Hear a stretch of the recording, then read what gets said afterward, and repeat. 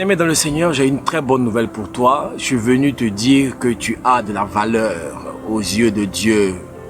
Matthieu chapitre 13, verset 44 nous dit que le royaume des cieux est semblable à un trésor caché dans un champ.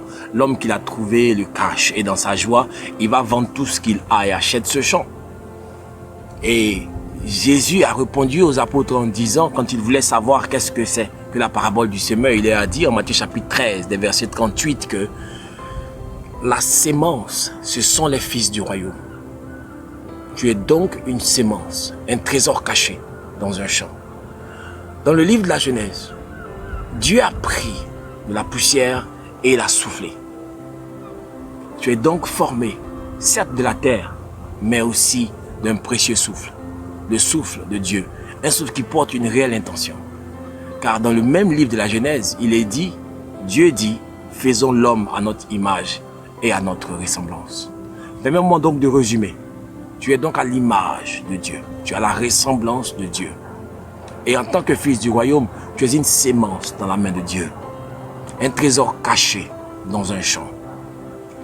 Tu es peut-être en train de te demander, mais en quoi est-ce que je suis un trésor? Donne-moi l'opportunité de t'expliquer cela. Alors, tout ce qui est gratuit n'a pas de valeur. Et il faut que quelqu'un paye pour que une chose ait de la valeur.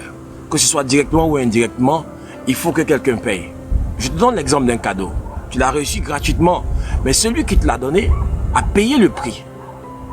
Au comptant, il est venu te le donner. Et cela a une valeur qui a aussi une valeur symbolique.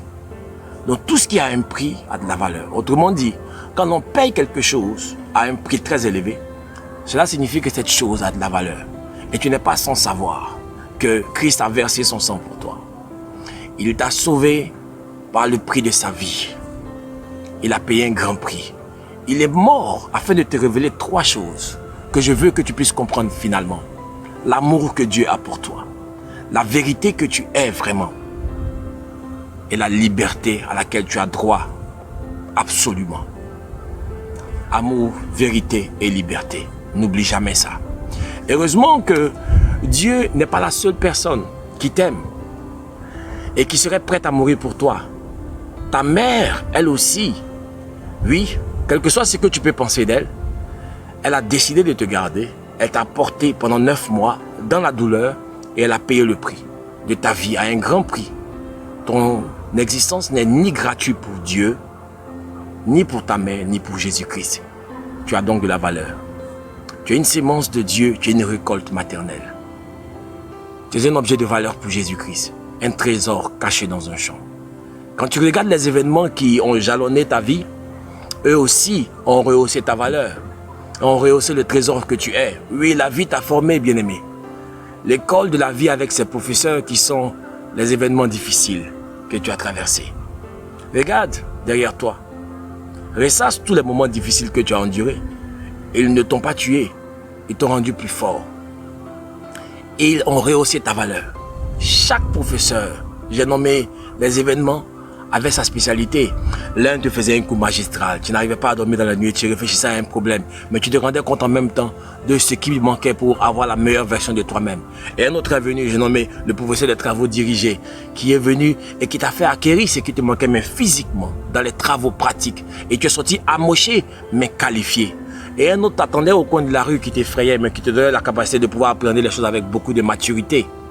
Ces professeurs-là se suivaient tellement que tu te posais la question, mais quand l'école va prendre fin, il faut bien que l'école prenne fin. Il faut que Dieu au moins me donne la capacité maintenant de lui prouver que tout ce que j'ai appris là, que je puisse le montrer, que je puisse manger le fruit de mes labeurs. Oui, je suis d'accord avec toi. Je suis carrément d'accord avec toi. Mais il y a une chose que toi et moi nous devons s'entendre. L'école ne saurait s'arrêter. Car dans la vie, on apprend toujours. Ce que tu as déjà appris là, n'attend que tu montres que tu es prêt, afin que tu puisses manger, c'est tout. Les expériences passées n'attendent que tu te les appropries et que tu acceptes la personne que tu es devenue. Regarde ton parcours et toi-même, sois fier de ça. Quand tu gardes les yeux sur la ligne d'arrivée, garde les yeux sur la ligne d'arrivée, ne regarde pas autour. Considère ce que la vie a fait de toi et évalue à juste titre ce que Dieu, Jésus, ta mère et toutes les leçons de la vie ont fait de toi. Tu es un trésor caché dans un champ. il y a quelque chose en toi qui coûte très cher. Tu es une créature de valeur, une sémence dans la main de Jésus-Christ. Les épreuves de la vie ont augmenté ton prix. Ta valeur a pris un pic. Donc tu n'as pas le droit d'avoir une abaissante opinion de ta personne. Tu ne peux plus apprécier les épreuves de la vie comme étant punitives ou maltraitantes. Car, regardant derrière, celles que tu as traversées t'ont rendu plus fort, plus cher et plus précieux. Tu es maintenant une mature, aguerrie et renforcée ressemblance de Dieu. Tu es le meilleur de ta propre version. Et avec l'âge, tu t'es certainement rendu compte qu'au fur et à mesure que tu vieillis, la vie te reprend tout ce qu'elle t'a donné. À ta naissance, la vie t'a été donnée, mais elle te sera reprise aussi à la mort. Tes parents t'ont donné de l'affection et à un moment donné, parce que tu auras pris toi-même ton propre chemin, tu ressentiras comme s'ils te l'enlèvent. Les personnes que tu as rencontrées par amitié t'ont donné de l'affection et de l'amour, mais après ils te déçoivent. La vigueur même que tu as reçue à l'adolescence s'évapore au fil du temps. Tout est interchangeable ici-bas. Mais avant que toutes ces choses te soient reprises, tu dois faire tout pour posséder ce trésor qui est en toi. Tu dois tout donner pour tout recevoir. Tu dois tout vendre pour racheter cela. Tu dois mettre du tien. Tu dois faire tout ce qui est en ton pouvoir pour garder le contrôle de ton existence. Marquer ton époque, fructifier ta vie, échanger pour quelque chose de plus cher. Tu dois mourir pour quelque chose, comme Jésus, à l'image de Jésus-Christ. Tu dois l'imiter. Tu dois marquer ton époque. Tu dois être passionné de quelque chose et manger le fruit de cette chose-là. C'est pourquoi ne laisse pas les ronces de la vie t'étouffer. Ne t'offre pas si facilement en exposant ta vie au bord du chemin à qui veut. Éloigne-toi de ces oiseaux du ciel. Ceux que tu vois tellement en haut là, ils ne viennent que pour les intérêts et ils repartent. Laisse la terre t'avaler souvent. Accepte souvent d'être seul.